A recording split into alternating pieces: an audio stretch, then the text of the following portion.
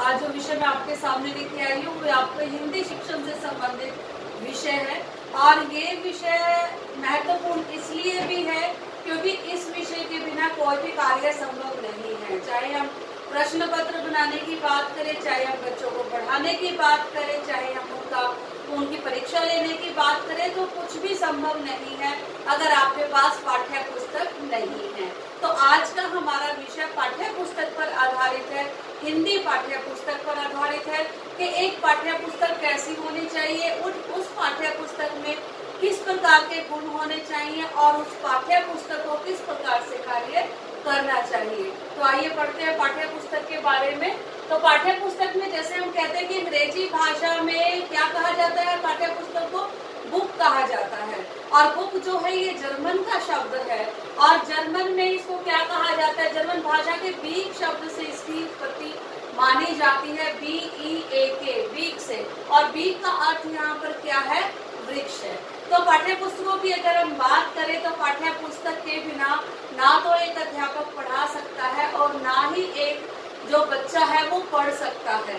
आप ये देखिए, कोई भी चीज की, अब मान लो आपने, अध्यापक ने कोई भी चीज आपको पढ़ाई है, किसी भी विषय से संबंधित कोई जानकारी दी है, ठीक है, तो आप पाठ्य पुस्तक के बिना उस जानकारी को पूर्णतः प्राप्त नहीं कर पाएंगे।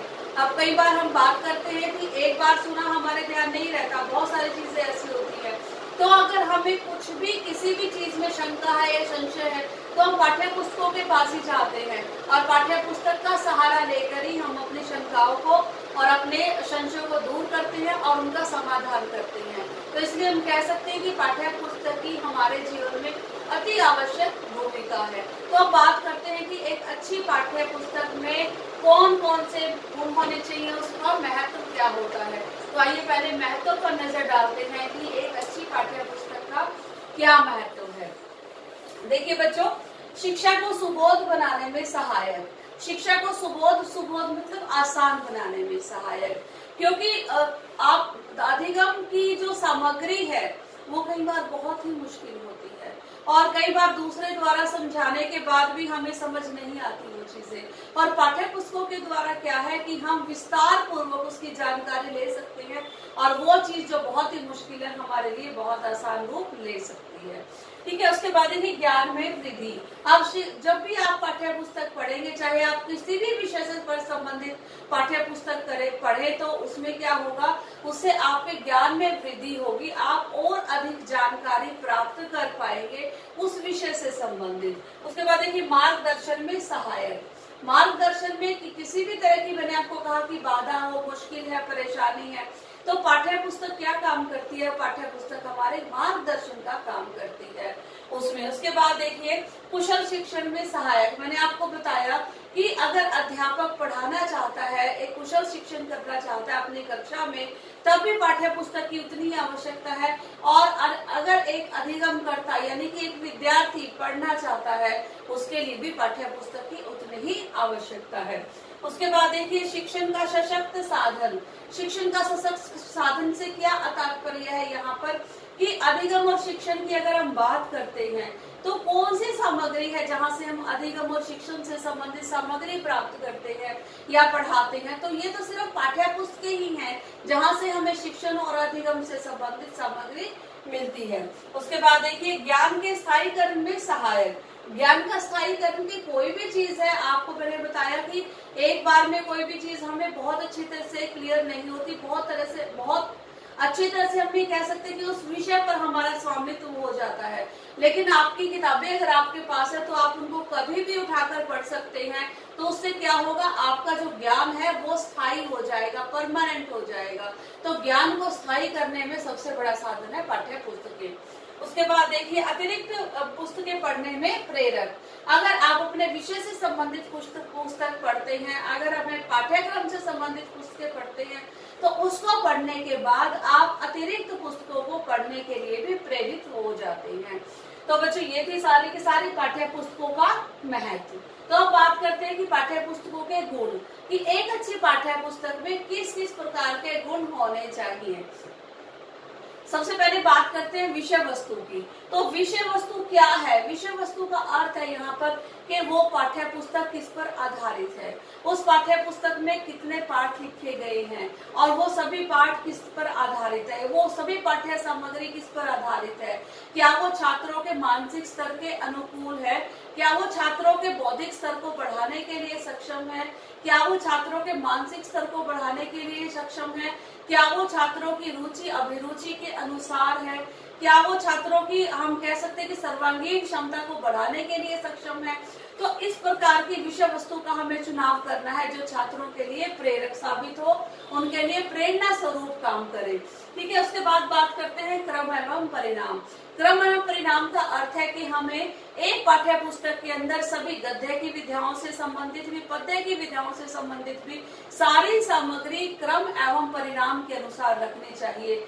यानी कि उसमें मैंने आपको बताया कि कविताएं भी हो, रेखा भी हो, रेखा चित्र भी हो, संस्मरण भी हो, रिपोर्टाज भी हो, जीवनी भी हो, आत्मकथा भी हो, तो बहुत सारी चीजें आपकी पाठ्य पुस्तक में शामिल होनी चाहिए और वो क्रम एवं परिणाम के अनुसार ही होने चाहिए सीक्वेंस में। यानी कि ऐसा ना हो कि सारे गद्य की रचनाएं इकट्ठी आ जाएं या कहानियां सारी इकट्ठी आ जाएं या सारे निबंध इकट्ठे आ जाएं, तो ऐसे नहीं होना चाहिए। उनका क्रम बिल्कुल सुव्यवस्थित रूप में होना चाहिए। फिर बात करते हैं भाषा की कि आपकी जो पाठ्य पुस्तक है उसकी भाषा कैसी भाषा हो। आपकी पाठ्य पुस्तक की भाषा जो है वो सरल होनी चाहिए। वो आपकी पाठ्य पुस्तक की भाषा में क्लिष्टता नहीं होनी चाहिए। पाठ्य पुस्तक की भाषा ऐसी ना हो जो छात्रों के मानसिक स्तर के अनुकूल ना हो। तो आपकी पाठ्य पुस्तक की जो भाषा है वो छात्रों के मानसिक स्तर के अनुकूल ही होनी चाहिए। फिर बात करते हैं शैली की कि किस शैली में वो पाठ्य पुस्तक लिखी गई है, किस शैली को अपनाया गया है उस निबंध को लिखने के लिए, उस रिपोर्टाज को, उस जीवनी को लिखने के लिए। तो अलग अलग शैलियों का प्रभाव भी आपकी पाठ्य पुस्तक में नजर आने चाहिए। क्योंकि अगर हम एक ही शैली को रखेंगे, मान लो हमने व्यंग्यात्मक शैली में ही सारे रखे या वर्णनात्मक शैली में ही सारी चीजें लिखी, तो उससे क्या होगा, उसे छात्रों में उबाऊपन आ जाएगा, एक ही जैसा उनको सारा लगेगा।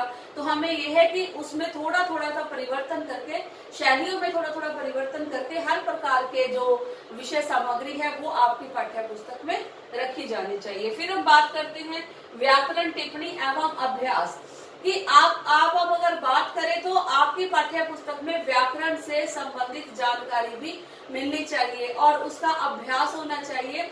अभ्यास मैंने जब आप सारे पाठ को पढ़ लेते हो उसके बाद की जो वहां पर जो लिखा जाता है आपके लिए कि आपने उस चीज को कितने ध्यान से पढ़ा, कितने ध्यान से सुना, कितने ध्यान से समझा, उसके लिए आपको जो पीछे पाठ खत्म होने के बाद कुछ अभ्यास कार्य दिए जाने चाहिए और वो दिए भी जाते हैं आपकी पाठ्य पुस्तकों में। उसी से पता चलता है कि छात्रों ने कितनी चीजों को समझा और कितनी चीजों को वो अपने जीवन में उतारने में सक्षम है।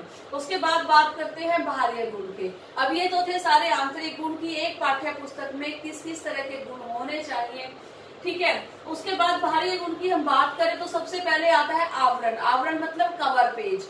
आवरण की अगर हम बात करें तो इसको हम कवर भी कहते हैं। तो वो कैसा होना चाहिए, पाठ्य पुस्तक का कवर ऐसा होना चाहिए, ऐसा आवरण होना चाहिए कि जिसको देखते ही पता चल जाए कि पाठ्य पुस्तक के अंदर क्या लिखा गया है।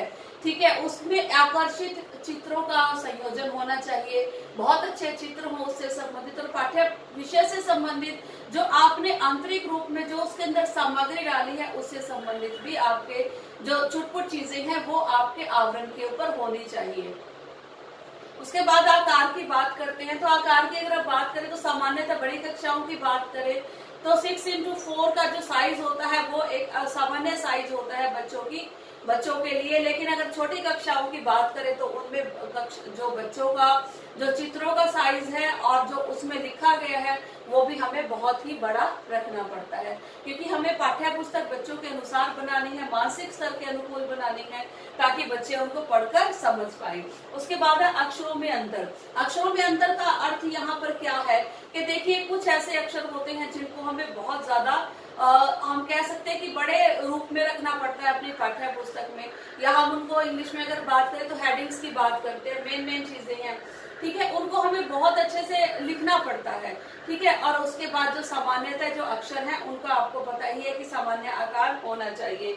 उसके बाद कागज की अगर हम बात करें तो कागज पाठ्य पुस्तकों में कई बार ऐसा होता है कि बच्चे ने जहां 2-3 बार पाठ्य पुस्तक को पलटा और उसके सारे के सारे जो पन्ने हैं वो फट गए, तो आपकी पाठ्य पुस्तक का कागज ऐसा नहीं होना चाहिए। पाठ्य पुस्तक का कागज ऐसा होना चाहिए कि जिसमें कि छात्रों को बार बार में पढ़ने में भी रुचि आए, उनको पलटने में भी अच्छा लगे और वो बहुत जल्दी फटे भी ना, ठीक है। उसके बाद संपादन एवं प्रकाशन की अगर हम बात करें तो संपादन एवं प्रकाशन का क्या होता है कि कई बार एक ही व्यक्ति संपादन भी करता है और प्रकाशन भी करता है, और कई बार संपादक और प्रकाशन दोनों अलग अलग व्यक्ति भी हो सकते हैं। तो इन सब चीजों का हमें ध्यान रखना पड़ेगा एक पाठ्य पुस्तक का निर्माण करने के लिए। हाँ जी, अब हम बात करेंगे कि पाठ्य पुस्तक की समीक्षा। हमने बात की कि पाठ्य पुस्तक का क्या महत्व है और उसमें क्या गुण होने चाहिए। उसके बाद हम बात करते हैं कि एक पाठ्य पुस्तक पढ़ने के बाद जब हमने उसकी समीक्षा की, समीक्षा का अर्थ है कि जब हम दोनों ही चीजों के बारे में बात करते हैं, हम गुणों की बात करते हैं, हम दोष की बात करते हैं, तो एक पाठ्य पुस्तक की समीक्षा करने के बाद अब क्या क्या चीजें हमारे सामने आई, उन चीजों पर हमारा नजर आना बहुत ही जरूरी है। तो बात कर रहे थे कि हमें जो एनसीईआरटी की बुक्स है वो वहाँ पे जो रिकमेंड की जाती है और ज्यादातर स्कूलों में पढ़ाई जाती है, वहाँ पर तो एक मापदंड निश्चित है कि वहाँ पर उन मापदंडों के साथ किसी भी प्रकार की छेड़खानी नहीं की जाती, हर चीज वहाँ पर सुनिश्चित रूप में होती है। लेकिन कुछ किताबें ऐसी भी हैं कि जिनमें बहुत सारी त्रुटियां भी पाई जाती हैं और वही त्रुटियां फिर पढ़ने के बाद एक बच्चे के जीवन में भी आ जाती हैं और वो बच्चा उन्हीं चीजों को, उन्हीं त्रुटियों को सारे जीवन भर लेकर चलता है। तो आइए बात करते हैं, देखते हैं कि किस प्रकार के दोष एक पाठ्य पुस्तक में होते हैं और किस तरह से नहीं होने चाहिए, उनका सुझाव के रूप में हम क्या कर सकते हैं। तो सबसे पहला दोष है श्रेणी विशेष के स्तर से ऊंचा स्तर। कुछ पुस्तकें ऐसी होती हैं, अब जैसे हमने पुस्तकें तैयार करनी है 6ठी कक्षा के लिए, तो उनका जो स्तर होगा, कई बार पाठ्य पुस्तकों का स्तर बहुत ऊंचा होता है और वो स्तर पढ़ने के बाद एक 6ठी कक्षा का जो बच्चा है उन किताबों को नहीं पढ़ पाता या फिर पढ़ने के बाद उनको समझ नहीं आती कि ये विषय सामग्री क्या है।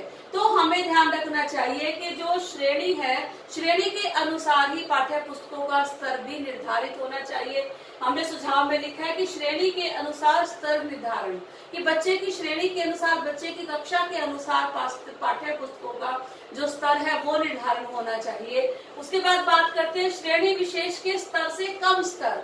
इसमें भी प्रॉब्लम आती है, इसमें भी दिक्कत आती है कि कई बार पाठ्य पुस्तकें बहुत ही आसान होती हैं और जिस स्तर की हम उम्मीद करते हैं कि इस कक्षा के बच्चे का ये स्तर होना चाहिए और किताब उन पाठ्य पुस्तकों को पढ़ने के बाद जिनका स्तर बहुत नीचा होता है, बच्चे का जो मानसिक स्तर है वो वहां तक नहीं पहुंच पाता और उसके लिए भी हमें श्रेणी के अनुसार स्तर निर्धारण करना पड़ेगा सुझाव के रूप में। उसके बाद बात करते हैं धार्मिक भावनाओं पर आधारित। बहुत सारी पाठ्य पुस्तकें ऐसी हैं जो कि धार्मिक भावनाओं पर आधारित है। अब जैसे हम धर्मों की बात करें, हिंदुओं की प्रथा से, मुस्लिम की, सिखों की, ईसाइयों की, तो ऐसा नहीं होना चाहिए। आपकी पाठ्य पुस्तक धर्म से आहत नहीं होना चाहिए उनको, या फिर धार्मिक भावनाएं उनके अंदर नहीं होनी चाहिए, ना ही वो धार्मिक भावनाओं को भड़काने वाली होनी चाहिए। आपकी जो पाठ्य पुस्तक है वो सारी की सारी इन पक्षों से दूर होनी चाहिए, धार्मिक पक्षों से दूर होनी चाहिए। तो हम बात करते हैं कि उसमें धार्मिकता का समावेश ना हो सुझाव के रूप में। फिर बात करते हैं दोषपूर्ण भाषा। अब हमने बात की थी कि बहुत सारे बच्चे हैं जो भाषा को गलत बोलते हैं, गलत उच्चारित करते हैं, शब्दों का गलत उपयोग करते हैं। कहाँ से? उन्होंने भी तो कुछ पाठ्य पुस्तकें ऐसी पढ़ी होंगी कि जिनमें भाषा का गलत प्रयोग किया गया है और वही बच्चा सीखता है और उन्हीं चीजों को फिर हमें अपने जीवन में बच्चा उतारता है। तो भाषा संबंधी जो त्रुटियां हैं वो किसी भी पाठ्य पुस्तक में नहीं होनी चाहिए। फिर हम बात करते हैं विषय का निर्वाह ना होना, यानी कि जिस विषय के संबंधित वो पाठ्य पुस्तक लिखी गई है उस विषय से संबंधित वो पाठ्य पुस्तक सामग्री प्रस्तुत नहीं करती, बल्कि विषय से हटकर और अन्य विषयों तक पहुंच जाती है। तो किसी भी पाठ्य पुस्तक में ऐसा नहीं होना चाहिए। जिस विषय पर पाठ्य पुस्तक जो आधारित है उसी विषय से संबंधित उसमें जानकारी होनी चाहिए। तो सुझाव के रूप में हम बात करेंगे कि वो पाठ्य पुस्तक जो है विषय से संबंधित होनी चाहिए। फिर देखिए कागज मुद्रण संबंधी दोष। मैंने आपको बताया भी था कि कई बार कागज जो है वो बहुत ही ज्यादा पतला कागज होता है और बच्चे जब पढ़ते हैं उसको वो फट जाता है। और मुद्रण मतलब जो उसकी प्रिंटिंग है, ठीक है, कई बार प्रिंटिंग में मुद्रण में बहुत सारी गलतियां होती हैं और बच्चा उनको ही उच्चारित करता है और उनको ही सीख लेता है। तो कागज और मुद्रण संबंधी दोष आपकी पाठ्य पुस्तक में नहीं होने चाहिए। फिर हम बात करते हैं चित्र और आकार संबंधी दोष। कई बार जो पाठ्य पुस्तकें हैं ना हमारी, तो उसमें जो चित्र बनाए गए हैं वो उस विषय से संबंधित नहीं होते और कई बार चित्र ऐसे भी बनाए जाते हैं जो कि बच्चों को नजर भी नहीं आते। ठीक है, तो बहुत सारे चित्रों से संबंधित बहुत सारी जो समस्याएं हैं वो पाठ्य पुस्तक में होती हैं। और आकार से संबंधित कई बार पाठ्य पुस्तक का आकार बहुत ही छोटा होता है और कई बार पाठ्य पुस्तक बहुत ही बड़ी हो जाती है जिसमें बच्चों को पढ़ने में बहुत ज्यादा दिक्कत आती है। तो इसलिए उसका सामान्यतः आकार होना चाहिए, चित्रों का आकार भी सामान्य हो और पाठ्य पुस्तक का आकार भी सामान्य है। तो बच्चों आज हमने पाठ्य पुस्तक से संबंधित जितनी भी जानकारी थी, पाठ्य पुस्तक का क्या महत्व है, उसके गुण कौन से हैं, उसके आंतरिक गुण कौन से हैं, उसके बाहरी गुण कौन से हैं, पाठ्य पुस्तक की समीक्षा हमने की कि पाठ्य पुस्तक में किस प्रकार के दोष होते हैं और उससे संबंधित सुझाव भी हमने दिए कि किस तरह से उन दोषों को दूर किया जाना चाहिए। तो पाठ्य पुस्तक एक ऐसा विषय है जो हम हर रोज अपने जीवन में प्रयोग करते हैं और पाठ्य पुस्तकों के बिना हम नहीं समझते को कोई भी अधिगमकर्ता या कोई भी पढ़ने वाला अपने इस कार्य को पूरा कर सकता है या पढ़ाने वाला उस कार्य को पूरा कर सकता है। तो अति आवश्यक जो है वो है हमारे जीवन में पाठ्य पुस्तक का स्थान। तो मुझे उम्मीद है आपको ये विषय अच्छी तरह से आ गया होगा। धन्यवाद।